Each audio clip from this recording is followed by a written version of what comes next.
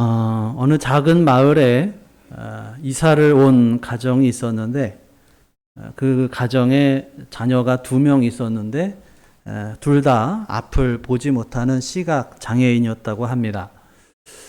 낯선 곳에 이사를 왔기 때문에 아이들이 길을 익히는 것이 무엇보다도 먼저였죠. 그래서 아이들의 엄마는 매일 아침마다 두 아이를 데리고 학교로 가는 길을 같이 가면서 일일이 설명을 해줍니다. 얘들아, 여기에는 철조망이 있으니 조심하거라. 여기는 길이 굽어져 있으니까 또 여기는 길이 2개나 있는데 또 오른쪽은 차도니까 조심해. 계속 가르쳤더니 얼마 후에는 아이들은 이제 엄마가 따라가지 않아도 학교에 갈 수 있을 정도로 이제 길을 익히게 되었습니다. 그런데 두 자녀 중에서 큰 아이는 그래도 앞을 조금이나마 좀 볼 수 있는 상태였고요.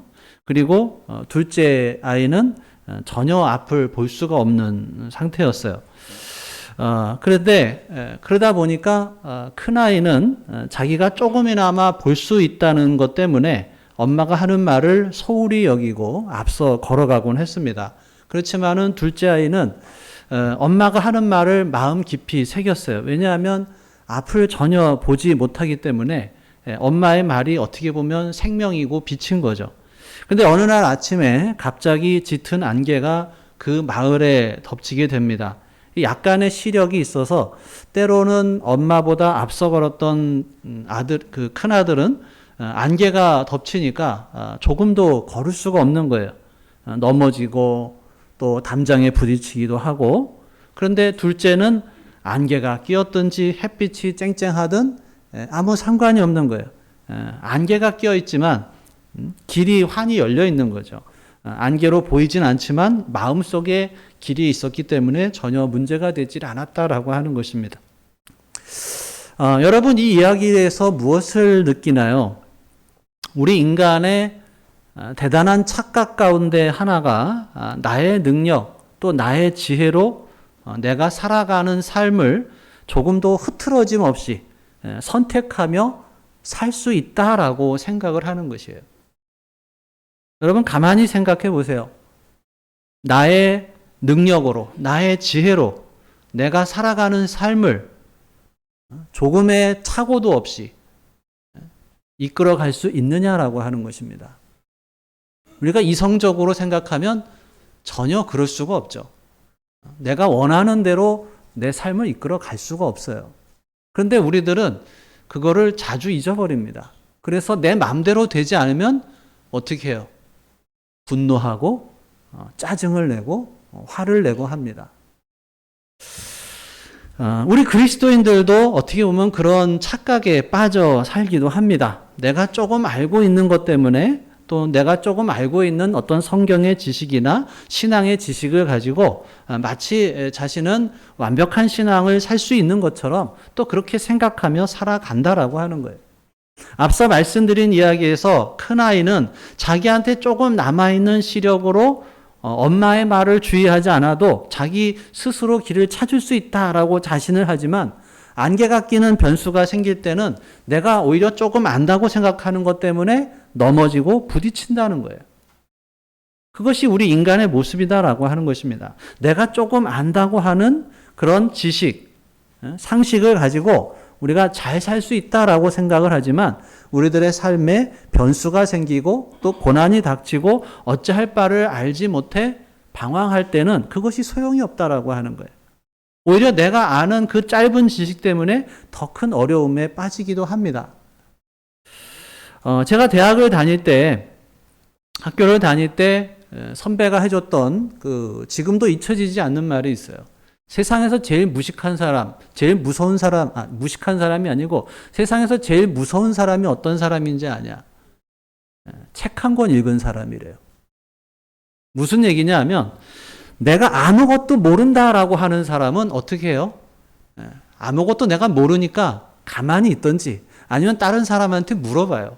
그런데 책 한 권을 읽은 사람은 그 책 한 권을 읽었기 때문에 자기한테 조금의 지식이 있기 때문에 근데 또 그게 다인 줄 안다는 거예요.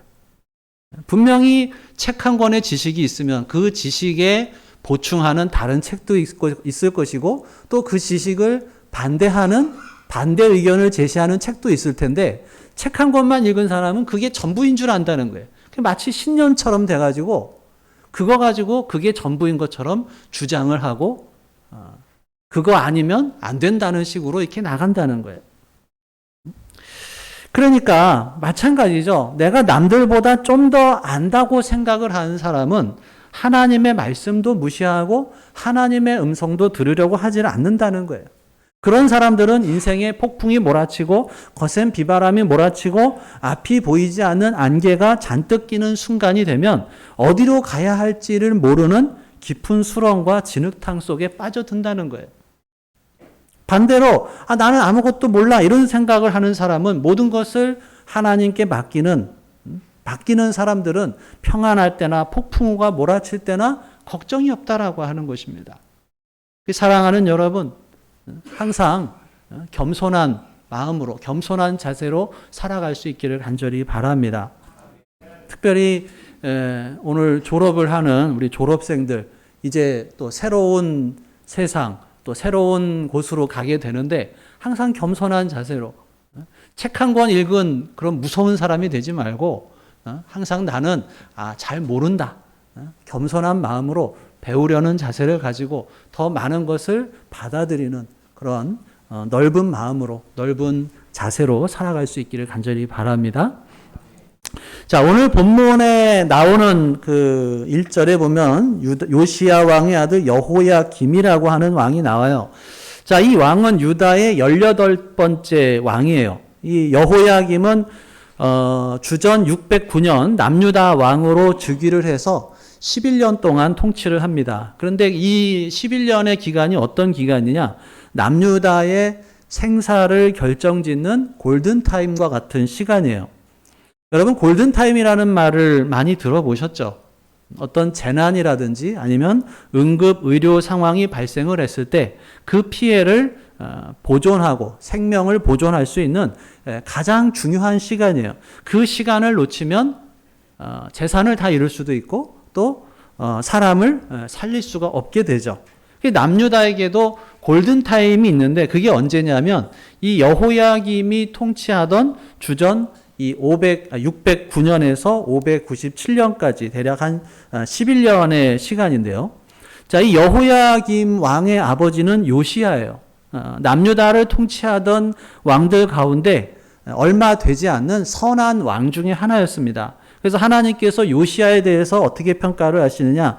열왕기하 22장 2절에 보면 요시야가 여호와 보시기에 정직히 행하여 그의 조상 다윗의 모든 길로 행하고 좌우로 치우치지 아니하였더라. 이 선한 왕이었어요. 그런데 그렇게 선한 왕이고 31년 동안 나라를 안정적으로 잘 통치하던 이 요시야 왕이 무깃도라고 하는 곳에서 애굽 왕 그 바로 느고에와 전투를 하다가 거기에서 전사를 하고 맙니다. 그래 요시야 왕이 죽으니까 그의 아들 여호아스가 이제 아버지를 이어서 왕이 되죠.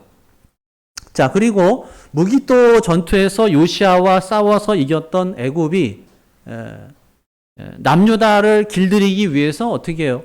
여호아스를 왕이 된 지 3개월밖에 안 됐는데 그 여호아스를 폐위시켜 버리고 자기 말을 잘 들을 것 같은 여호야김 왕을 세우게 됩니다.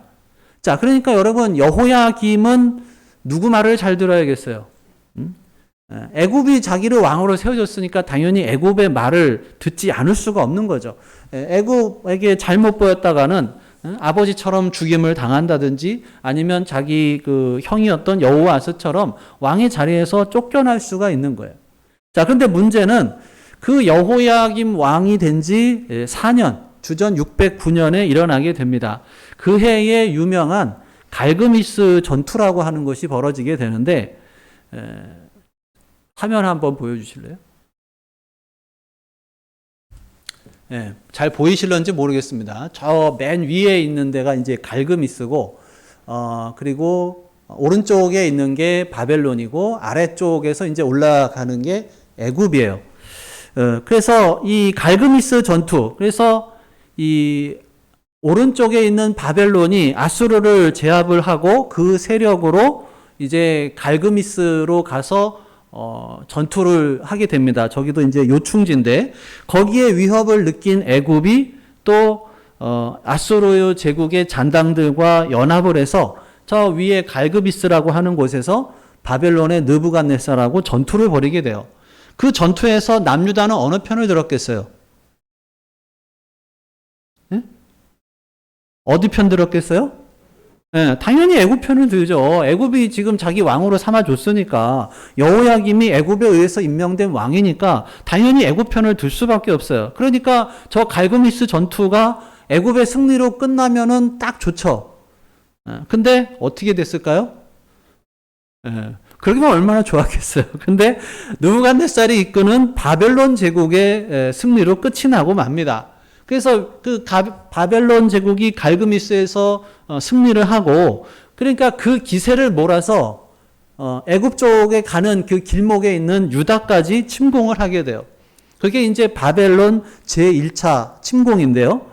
예, 오늘 본문은 그 갈그미스 전투를 끝내고 바벨론이 남유다를 침공한 후에 기록된 말이에요.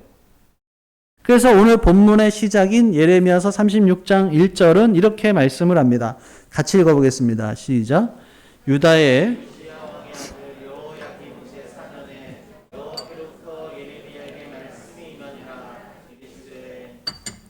이 여호야김 제4년이 바로 주전 605년 갈그미스 전투가 벌어진 해예요. 그리고 갈그미스에서 승리한 바벨론이 남유다를 침공한 해이기도 합니다. 그러니까 이 국제 정세가 아주 빠르게 변하고 있는데 그 변화에 발 맞추지 못한 남유다는 이 바벨론 침공이라고 하는 엄청난 또 고통을 겪어야 했습니다. 그때의 예레미야를 통해서 하나님의 말씀이 선포되는 거예요. 하나님의 말씀은 단순해요. 사람들을 의지하지 말라는 거예요. 아무리 시대가 급변하고 국제 정세가 빠르게 돌아가더라도 하나님을 의지하면 하나님께서 너희를 지켜주실 것이다라고 하는 거예요.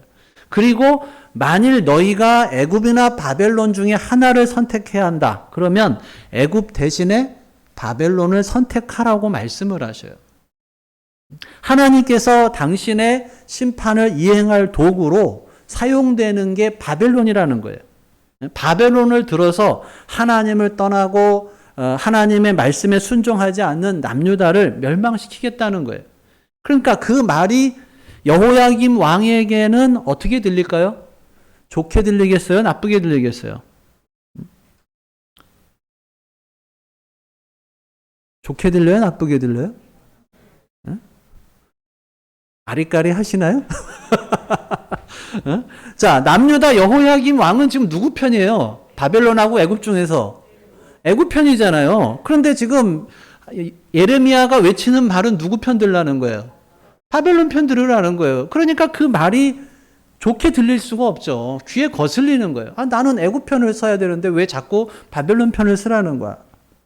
여호야김뿐만이 아니라 유다의 백성들은 예레미야를 통해서 주시는 하나님의 말씀을 무시합니다. 그래서 하나님께서 하신 말씀을 글자로 기록하라고 하셔요. 자, 2절 같이 읽겠습니다. 시작. 너는 두루마리 책을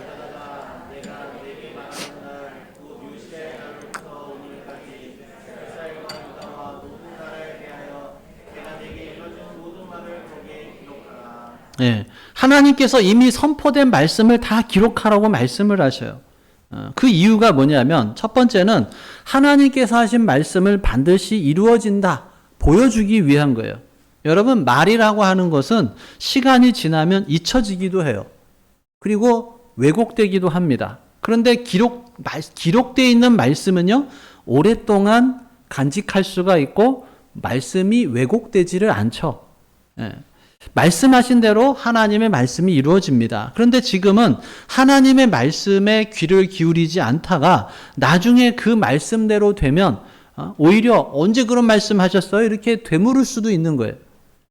그 말씀을 왜곡시켜서 그 전에는 다르게 말씀하지 않았냐?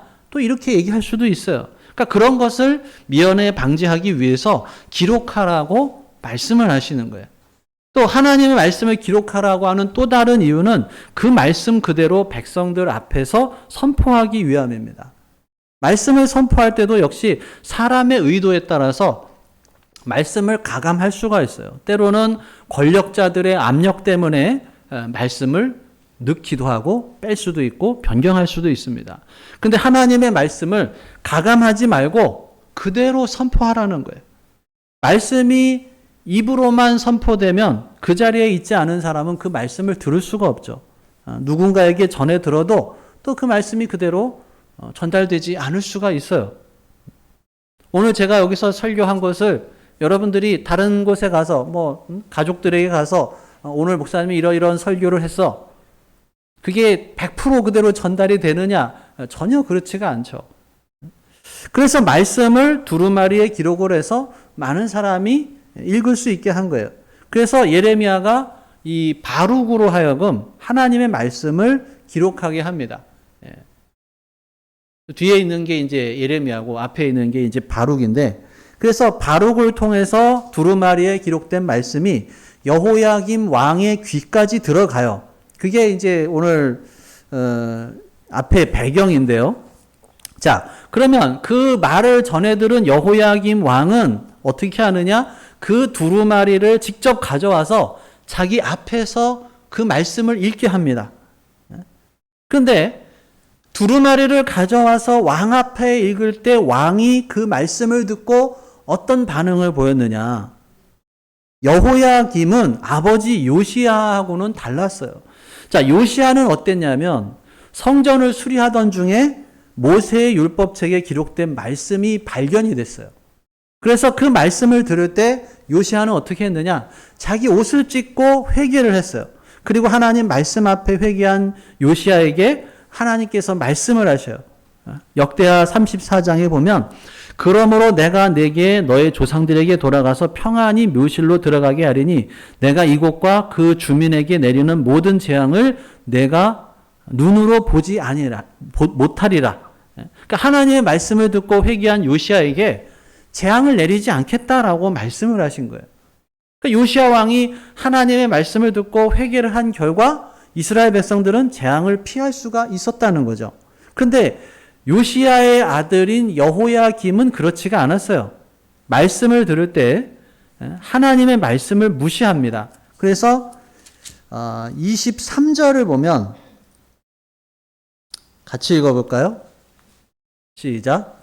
여후디가 선호 쪽을 낭독하면 왕이 칼로 그것을 연하여 베어 화롯불에 던져서 두루마리를 모두 태웠더라.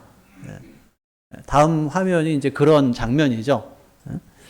여후디가 하나님의 말씀을 외치면, 낭독하면 그 말씀을 들을 때 그 말씀이 기록된 두루마리를 칼로 베어서 화롯불에 던져서 불태워버렸다는 거예요. 왕이 칼로 그것을 연하여 베었다. 연하여 베었다라고 하는 것은 말씀을 마치 손으로 짝짝 찢듯이 난도질했다는 거예요. 그리고 그 찢어진 두루마리를 불에 던져서 태워버렸습니다. 그 주변에 있던 몇몇 사람들이 왕에게 두루마리를 태우지 말라고 간언함에도 그 말에 아랑곳하지 않고 두루마리를 불태워버렸을 뿐만 아니라 그 말씀을 기록한 예레미야와 바룩을 체포하라고 명령을 내립니다. 그런데 하나님께서 예레미야와 바룩을 숨겨서 체포되지가 않아요. 자, 예레미야와 바룩은 위험을 무릅쓰고 하나님의 말씀을 선포합니다. 그게 하나님의 말씀에 순종하는 사람이 해야 하는 일이죠. 아무리 외쳐도 귀를 닫아버린 여호야김 또 유다 백성들에게 예레미야하고 바룩은 계속해서 말씀을 선포합니다. 그리고 그 말씀을 선포하는 것 때문에 왕에게 붙잡힐 위기에 빠진다 하더라도 말씀에 순종하는 것을 멈추질 않아요. 나중에 예레미야는 결국에는 체포됩니다. 오늘 본문에 이어서 나오는 37장에서 예레미야는 여호야김 시대가 아니라 한참 뒤 유다의 마지막 왕 시드기야의 명령에 의해서 체포가 되고 감옥에 갇히게 됩니다. 예루살렘의 멸망을 예언한 예레미야를 싫어한 사람들이 예레미야를 때리고 웅덩이에 가둔 후에 이제 시드기야의 명령으로 체포가 되는데, 그러니까 예레미야는 그 위험을 늘 느끼면서도 하나님의 말씀을 선포하는 거예요. 하나님의 말씀을 선포할 때 어떤 위험이 도사리고 있는지 예레미야도 잘 알아요. 그럼에도 자신에게 임한 하나님의 말씀에 순종하지 않을 수가 없었습니다. 예. 여러분, 그것이 신앙인이죠. 신앙인은, 그리스도인은 하나님의 말씀에 두려움을 아는 거예요. 그래서 하나님께서 말씀하실 때 그 말씀이 이루어질 것을 믿고 그 말씀에 순종하면서 살아갑니다. 아무리 많은 말씀이 선포된다 하더라도 나의 짧은 지식과 경험에 막혀서 그 말씀이 내 안에서 역사하지 않으면 그 사람은 신앙인으로 살아가기가 어렵죠. 예레미야와 바룩은 자신들이 선포한 하나님 말씀 때문에 위험에 처하기도 하고 실제로 감옥에 갇히는 고통도 겪지만 그럼에도 하나님의 말씀을 선포하는 것을 멈출 수가 없었어요. 자기가 선지자이기 때문에 하나님의 말씀을 외쳐야 하는 것이고 또 하나님의 말씀은 반드시 이루어진다는 것을 알기 때문이죠. 아무리 사람들이 그 말씀을 들으려 하지 않더라도 하나님께서 하시는 말씀이면 이루어질 것을 알기 때문입니다. 사랑하는 여러분, 우리는 꼭 기억해야 하는 것입니다. 하나님의 사람으로 사는 것은 말씀에 순종해서 사는 것이다 라고 하는 것을 믿을 수 있기를 간절히 바랍니다. 하나님의 사는 것은 어디에 순종한다고요? 말씀에 순종한다는 거예요. 어설픈 내 지식을 따라서 사는 것이 아니라 하나님의 말씀을 따라 사는 사람이 신앙인이다라고 하는 것입니다. 그 말씀을 따라서 살려고 할 때는 예레미야처럼 고난도 겪을 수가 있고 손해를 볼 수도 있어요. 그렇지만 하나님 말씀을 따라 살 때 하나님께서 그 말씀에 약속하신 대로 이루어 주신다라고 하는 것입니다. 근데 여호야김은 어떻게 해요? 하나님의 말씀을 무시하죠. 무시한 정도가 아니라 하나님의 말씀을 경멸합니다. 그래서 두루마리를 난도질해서 화롯불에 던져 태웁니다. 그런데 난도질 당해서 화롯불에 불태워진 것은 두루마리이고 하나님의 말씀은 사라지지 않죠. 여호야김 왕이 두루마리를 불태웠다고 해서 하나님의 말씀이 사라지거나 그 말씀이 능력을 잃어버리는 것은 아닙니다. 하나님께서 살아계신 한 그들에게 내리라고 하신 하나님의 말씀이 사라지는 게 아니에요. 그래서 남유다는 결국 어떻게 돼요? 586년에 바벨론의 세 번째 침공으로 인해서 완전히 멸망을 하고 맙니다. 예루살렘 성전은 파괴되고 수많은 가옥들은 불에 타고 수많은 사람들이 전쟁통에 사망을 하고 또 많은 사람들이 바벨론의 포로로 끌려가고 맙니다. 그러니까 예레미야를 통해서 주신 말씀이 그대로 이루어진 것이죠. 그러니까 여러분, 남유다가 멸망한 이유는 분명하죠. 그들에게 선포된 하나님의 말씀을 듣지 않았기 때문에 그런 거예요. 여호야김과 유다 백성들은 마음이 강팍한 사람들이었어요. 하나님의 말씀을 들어도 그 말씀에 순종하지 않았어요. 오히려 두루마리를 불태워버립니다. 그런 여호야김의 불순종과 강팍함이 남유다가 살아날 수 있는, 다시 일어설 수 있는 그 골든타임을 놓쳐버리고 말았다라고 하는 것입니다. 이때가 마지막 때인데, 마지막 기회인데 그때를 놓쳐버린 남유다는 결국에는 멸망하고 말았다라고 하는 것입니다. 이것이 말씀을 무시한 백성들의 마지막이다라고 하는 것이죠. 사랑하는 여러분, 하나님께서는 오늘도 우리들에게 말씀을 해주셔요. 때로는 성경의 말씀이 깨달아짐을 통해서 말씀하시기도 하고, 때로는 설교를 통해서 말씀하시기도 하고, 때로는 우리들의 양심을 통해서도 말씀하셔요. 그리고 그 선포되어지는 그 말씀이 선포되어지는 그때가 어쩌면 우리들에게 나에게 골든타임일 수도 있다라고 하는 거예요. 그때를 놓치면 다시는 돌이킬 수 없는 그런 상황이 될 수도 있다라고 하는 것입니다. 그래서 우리는 하나님의 말씀에 결코 귀를 닫아서는 안 되는 것입니다. 말씀이 선포될 때 그 말씀에 주의를 기울여야 하는 것이고 그 말씀을 듣지 않고 귀를 막아버리면 결국에는 그것이 우리들의 멸망을 앞당기는 결과를 만들어내게 된다라고 하는 것입니다. 여러분, 코로나 때문에 우리가 망하는 것이 아니에요. 말씀을 듣지 못한 사람들의 강팍함이 우리를 멸망으로 가게 만듭니다. 아모스 8장에서 하나님께서 이렇게 말씀을 하시죠. 오늘 주보를 보시면 이번 주 하가다 말씀이 있습니다. 같이 읽어보겠습니다. 시작. 주 여호와의 말씀이니라. 보라, 날이 이를지라 내가 기근을 땅에 보내리니 양식이 없어 주림이 아니며 물이 없어 가람이 아니요 여호와의 말씀을 듣지 못한 기갈이라. 아멘. 물이 없어서 가람이 아니고 양식이 없어서 줄이는 것이 아니고 여호와의 말씀을 듣지 못하는 기갈이다. 여러분 꼭 기억할 수 있기를 간절히 바랍니다. 마지막 때의 기갈은 경제적인 기갈이 아니라는 거예요. 전염병으로 인한 멸망이 아니라는 것입니다. 말씀을 듣지 못한 기갈로 인해서 멸망한다라고 하는 것입니다. 근데 말씀이 없어서 말씀을 듣지 못하는 게 아니라는 거예요. 말씀을 들으려 하지 않기 때문에 말씀이 들려지지 않는다라고 하는 것입니다. 사랑하는 여러분, 올 한 해 여러분들 하나님의 말씀이 하나님의 말씀으로 들려지는 축복이 있을 수 있기를 간절히 바랍니다. 특별히 우리 졸업하는 졸업생들에게 어느 곳에 가서든지 거기에서 말씀을 읽을 때, 기도할 때 또는 사람들의 입을 통해서 하나님의 말씀이 들려올 때 그것이 사람의 말로 끝나는 것이 아니라 어떤 책의 활자로 끝나는 것이 아니라 하나님의 말씀으로 들려지는, 그래서 또 순종할 때 또 하나님의 능력이 나타나는 축복이 있을 수 있기를 주님의 이름으로 축원합니다. 기도하겠습니다. 오늘 주신 말씀 생각하며 함께 기도합니다. 나에게 주신 말씀 무엇인지, 또 내가 붙잡아야 할 말씀이 무엇인지, 내가 순종해야 할 말씀이 무엇인지, 나는 하나님의 말씀을 어떤 자세로 받아들이고 있는지, 하나님의 말씀이 하나님의 말씀으로 들려지는 축복이 임하게 하여 주옵소서. 오늘 주신 말씀 생각하며 함께 우리 속에서 말씀하시는 성령님의 음성에 귀를 기울여 보겠습니다.